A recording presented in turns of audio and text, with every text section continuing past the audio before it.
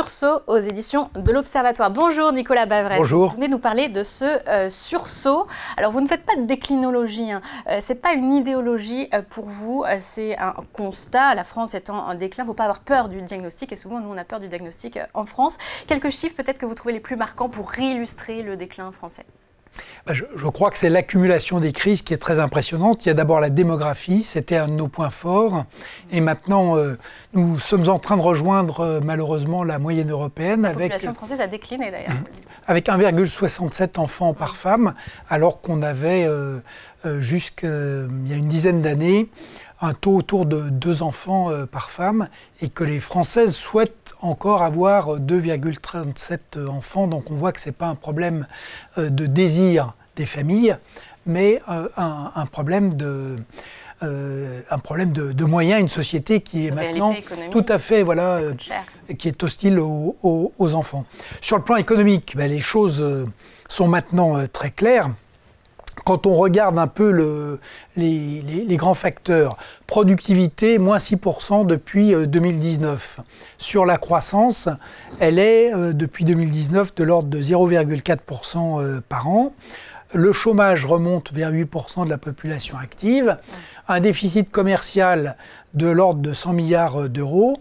Un déficit public de 6,2% du PIB. Une dette à 112% du PIB. Une position extérieure nette négative de 800 milliards. Donc, quand on regarde ce tableau, on comprend pourquoi aujourd'hui, vous parliez à l'instant de Volkswagen, le modèle économique français, c'est l'équivalent de Volkswagen, c'est-à-dire qu'on est à la rupture et qu'on est en train de connaître en 2024 ce qui nous est arrivé en 1983, c'est-à-dire que le choix, c'est la restructuration imposée par FMI, BCE et Union européenne aujourd'hui, c'était le FMI à l'époque seul, ou alors une transformation du modèle économique. Et derrière, ce qui s'est passé, c'est que cet affaissement de l'économie s'est transformé en crise sociale. Là encore, il y a des difficultés partout dans le monde, mais il n'y a aucun pays qui a enchaîné depuis 2017 les gilets jaunes, des violences très fortes autour de la réforme des retraites, les émeutes urbaines, l'insurrection des agriculteurs, les émeutes en Nouvelle-Calédonie, en Martinique et dans l'outre-mer. Enfin, on est les seuls. Crise politique, la dissolution, maintenant la paralysie des institutions de la Ve République. Et puis enfin, évidemment, tout ceci se traduit par l'affaiblissement très fort de la France dans le monde et une crise diplomatique qu'on voit très fortement dans le conflit ukrainien, au Moyen-Orient et d'une manière générale, on se retrouve finalement, pour la première fois depuis les années 50, l'Europe se fait sans nous. Une succession de crises, c'est vrai, vous en parlez, crise politique, crise sociale. La crise d'autorité, par exemple, dont vous parlez, elle a un lien avec cette crise économique. Quel lien on peut faire ?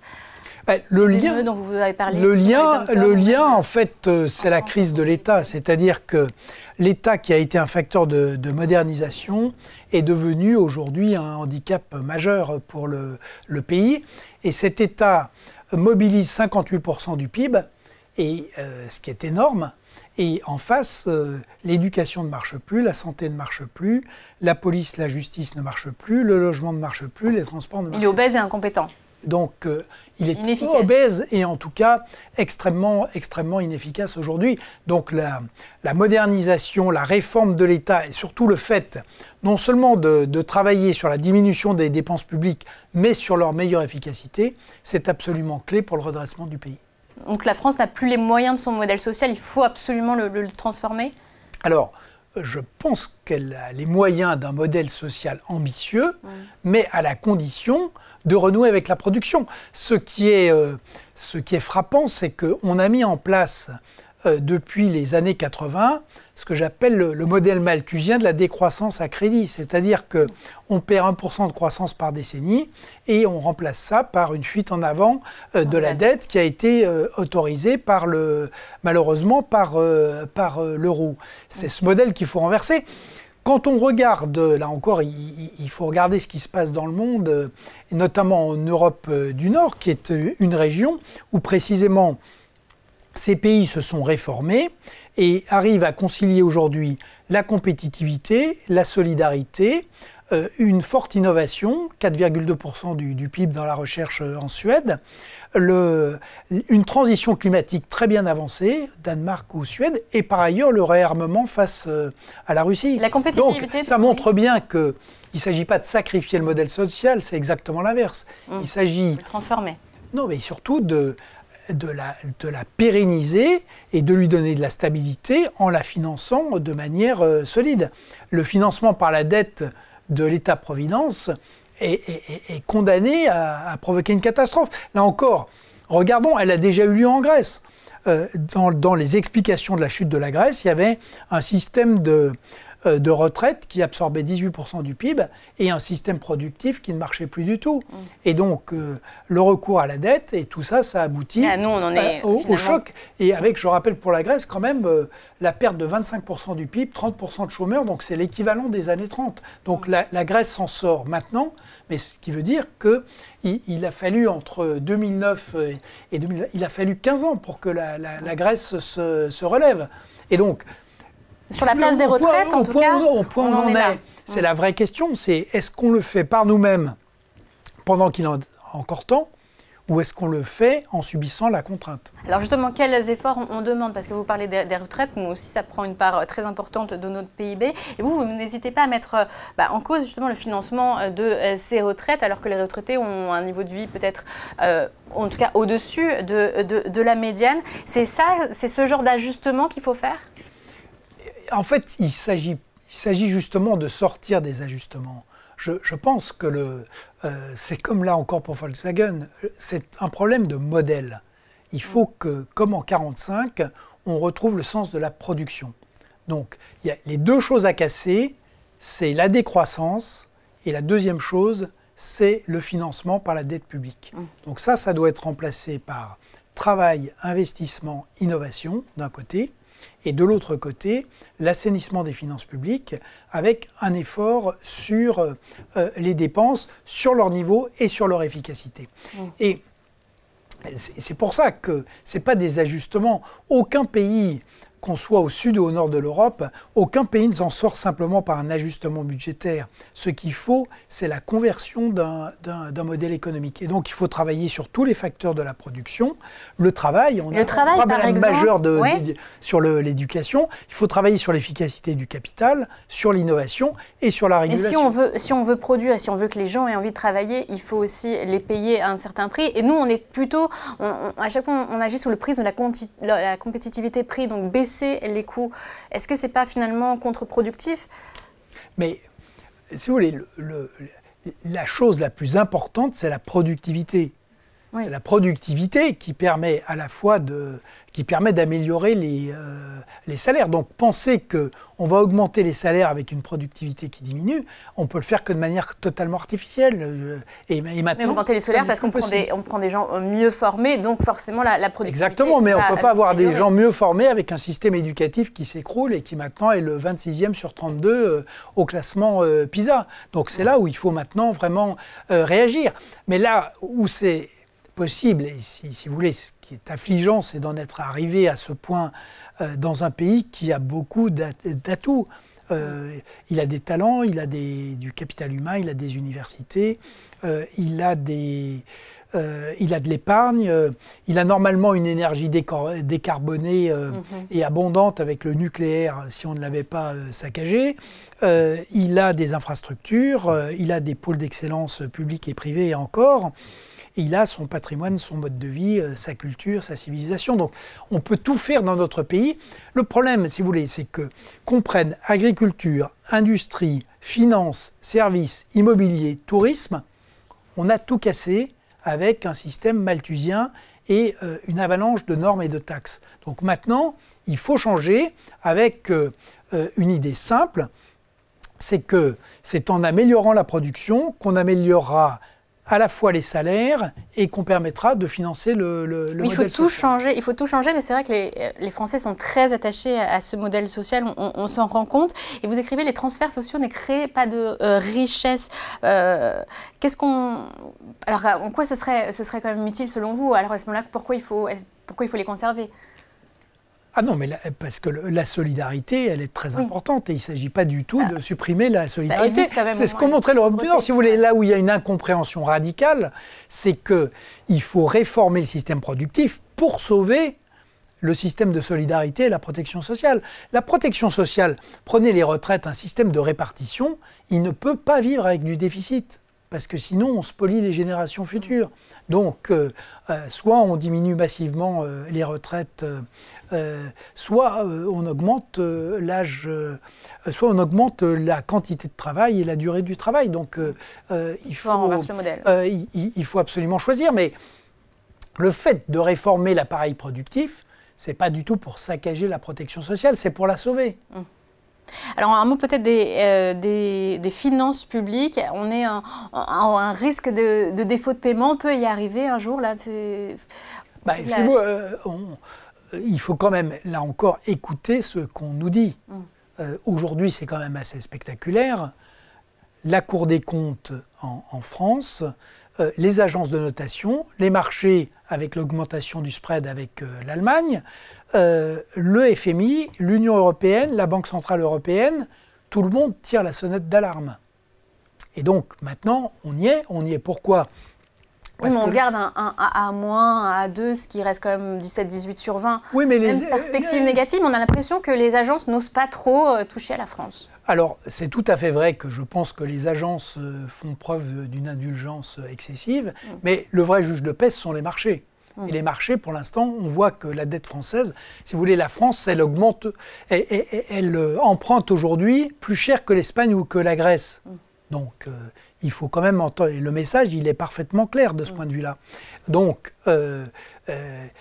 il est grand temps de réagir. Et on voit que cette dette, elle est insoutenable. Pourquoi ? Parce que d'abord, son coût est en train d'augmenter de manière massive. Et ça va devenir on va être à 80 milliards du service de la dette en 2027. Donc, ça sera de loin le premier budget de l'État. Et surtout parce que la croissance nominale est aujourd'hui inférieure au taux d'intérêt. Donc ça veut dire que le système est en train de diverger de manière violente. Et puis en plus maintenant, comme on a cassé la croissance, les recettes fiscales ne sont plus au rendez-vous. Donc le ciseau, il est terrible. Mais le problème derrière, c'est que par ailleurs, il y a pratiquement plus de croissance dans ce pays. Donc aujourd'hui, le risque de défaut, si on continue comme ça, il est tout à fait réel.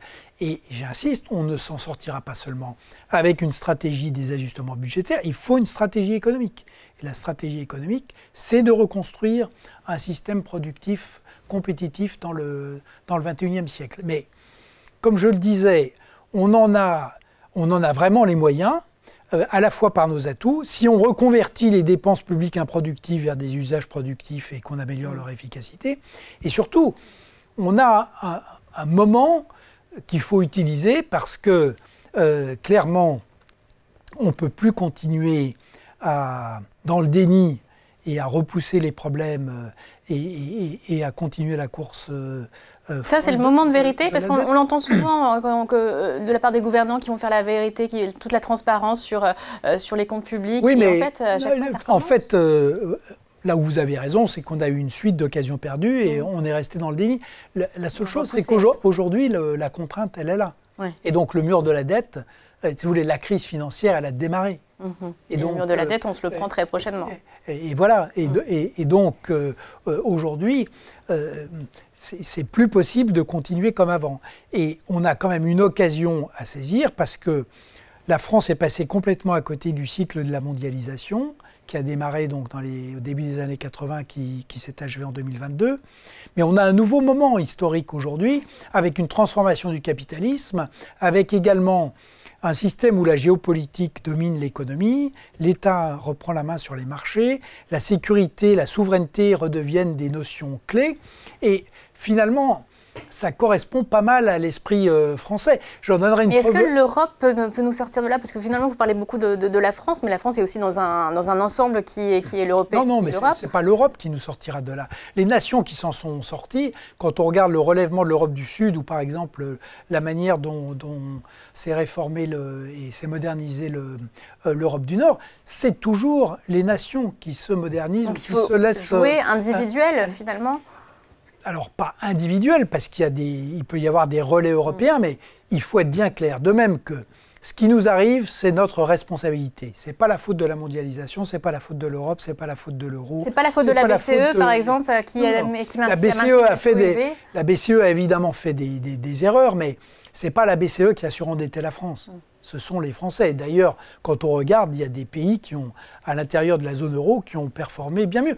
Même l'Italie est devenue le 4e exportateur mondial. Aujourd'hui, on est le 7e. Donc, et l'Italie, elle est dans l'euro et elle a aussi ses difficultés. Donc, d'abord, ce qui nous est arrivé est notre seule responsabilité. Et deuxièmement, seuls les Français reconstruiront la France. Ce n'est pas ni les Allemands, ni l'Europe. Donc, il faut que, contrairement à ce qui a été fait, si vous voulez, mais nos dirigeants on s'est enfermé dans un mur du déni et du mensonge. Donc, il faut qu'on accepte de parler de nos problèmes, d'abord de cesser de les nier, de les regarder en face, parce qu'effectivement...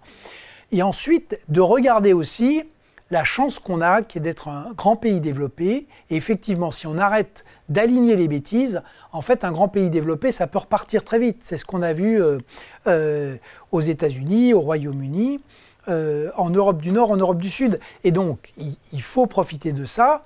Maintenant, c'est la dernière chance de le faire par nous-mêmes et de le faire en évitant une expérience populiste ou autoritaire. Donc, saisissons vraiment cette chance et engageons-nous dans le sursaut. C'est vraiment maintenant ou jamais. Et justement, c'est maintenant ou jamais. Le sursaut, ça peut être face à une élection de Donald Trump, face à une fin de la mondialisation, parce qu'il remet des barrières tarifaires, donc on est obligé de... Mais la mondialisation, elle est déjà terminée. Elle a été déstabilisée en 2008, elle a reçu un coup supplémentaire avec la pandémie, et depuis l'invasion de l'Ukraine, on voit très bien que le monde se restructure en bloc. Il y a une succession de guerres froides, la Russie contre les démocraties, la Chine et les États-Unis. Donc cette restructuration en bloc, il suffit de regarder le sommet de Kazan avec les BRICS pour voir qu'il y a la volonté d'organiser un monde anti-occidental, et y compris sur le plan du commerce, sur le plan des monnaies avec la dédollarisation, sur le plan même Internet aujourd'hui, on a une succession de mondes Internet, ça n'est plus un Internet unifié. Donc la mondialisation, elle est terminée. Donald Trump peut créer une crise des paiements et des échanges mondiaux comparable à celle des années 30 s'il met en place ce qu'il a annoncé avec des droits de 20% sur toutes les importations américaines. Mais il rajoutera au chaos, et il finira d'ailleurs par impacter très négativement l'économie américaine s'il le fait. Mais si vous voulez, la rupture, elle est déjà faite. C'est pas... Donald Trump peut aggraver les problèmes, mais la rupture est déjà faite. Donc ce qu'il faut, c'est reprendre pied dans ce monde des blocs, mais avec des interdépendances. Et je le répète, la France, elle a des atouts considérables à faire valoir. C'est maintenant qu'il faut le jouer. Et là encore, on voit que l'Allemagne a un énorme problème avec son modèle mercantiliste aussi. Le Royaume-Uni a son problème de Brexit. Il y a des problèmes. Les États-Unis ont une puissance économique qui remonte en flèche sur le plan économique et géopolitique, mais ils ont un énorme problème de division de la société et puis de chaos politique. Donc, il faut effectivement que d'un côté, que chacune des grandes démocraties traite ses problèmes, et de l'autre, qu'elle retrouve un moyen de dialoguer pour résister à la pression des empires autoritaires, l'axe Chine-Russie. Et on voit avec les BRICS, Chine-Russie, ils ont agrégé l'Iran et la Turquie. Et puis derrière, on a des États dangereux comme la Corée du Nord, Cuba ou le Venezuela. Et donc, en face, on a maintenant de nouveau des adversaires sur le plan géopolitique, diplomatique, militaire, mais aussi sur le plan économique. Donc en fait, on doit voir les autres comme des adversaires et non pas des potentiels partenaires. C'est ça le changement de Non, mais pas tous. On a aussi des... Bien sûr qu'il y a des partenaires. Il y a des partenaires en Afrique, il y a des partenaires en Amérique latine. Mais l'idéalement, de continuer à considérer que la Chine est un partenaire, ça, c'est une idée qui est complètement déraisonnable. Avec la Chine, il ne s'agit pas de... Mais on aura des relations qui seront à la fois affrontement et compétition et une part de coopération. Donc il faut évidemment continuer à jouer la part de coopération, mais il faut être sans illusion sur la nature du régime chinois et sur ses... Alors qu'on a été un peu naïf jusqu'à présent. L'Europe a été d'une naïveté confondante et le fait de faire rentrer la Chine dans l'OMC en 2001 sans aucune contrepartie et sans aucune... j'allais dire, sans aucune précaution, ça a été une erreur magistrale avec l'illusion qu'on allait en faire une démocratie. Je pense que c'était ne pas avoir compris la nature réelle du régime chinois. Mais donc, l'idée, c'est vraiment maintenant, voilà ce monde du XXIe siècle. Les illusions sur la fin de l'histoire, sur le triomphe de la démocratie et du marché sont passées. C'est vrai qu'on est dans un monde qui est beaucoup plus dur, mais... c'est le moment, précisément pour la France, de casser le mur du mensonge et de reprendre pied dans le monde réel. Je crois qu'on en a tout à fait on en a vraiment les moyens. Il ne nous manque que l'essentiel, c'est-à-dire finalement la volonté et le bon état d'esprit. Ce qu'on a quand même vu cet été avec les Jeux Olympiques, c'est qu'on était capable de se rassembler autour d'un projet, une vraie compétition dans le monde réel avec des règles qui n'étaient pas fabriquées par nous, mais qu'on acceptait, avec lesquelles on acceptait de jouer. On a vu que l'événement était une réussite, que les Français ont plutôt brillé dans les compétitions. Et donc, je ne vois pas pourquoi on ne ferait ça que pour le sport et qu'on refuserait de le faire dans la compétition entre les économies et entre les nations. Et donc maintenant, il faut qu'on revienne sur ce terrain. C'est vrai que c'est un monde dur, un monde compétitif, mais le choix, c'est soit nous devenons un simple spectateur et nous risquons de on le paye déjà très cher en termes de richesse et on le perd un jour en termes de liberté, soit nous remettons au travail pour redevenir un acteur du XXIe siècle. Et donc, ça, je crois qu'on peut vraiment le faire, mais que c'est maintenant qu'il faut s'y prendre. D'où le nom du livre Sursaut, donc aux éditions de l'Observateur. Merci beaucoup, Merci Nicolas Bavrez, de nous l'avoir présenté.